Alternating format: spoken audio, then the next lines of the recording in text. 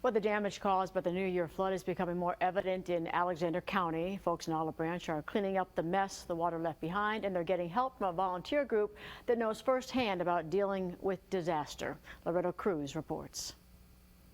Betty Walden and her husband have lived here on Horseshoe Lake for 22 years and say wet or dry, they're here to stay. It just had a bad mold smell to it. There's no hope. And everything was wet and nasty. 2 weeks after her house was submerged, You couldn't see much until you started to pull the carpet back and the soffit back, and then you could really tell that it was just bad, real bad.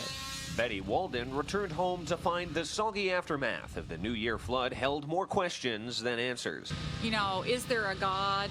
We don't know where anything's at. It's probably out in the middle of the lake.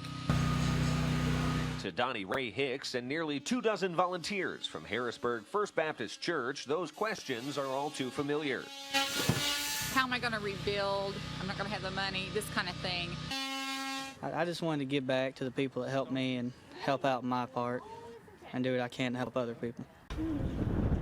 2012. That's when the Leap Day tornado killed 8 people in Harrisburg and left a path of devastation. In that path, Hicks's home, which was saved by a group of volunteers. We're still working our way back. People can just feel devastated by what's happened. They just need encouragement and a listening ear and to know that somebody cares. After they finish this house, the work has only begun. I'm told that this is the first of roughly 50 work orders in Olive Branch alone. Walden says she and her husband would have been lost without the help. We want to stay here on the lake and enjoy the rest of our life if we can. It will be back to normal one of these days. If you'd like to help out, there'll be a link on our website, kfes12.com. For Heartland News, I'm Loretto Cruz.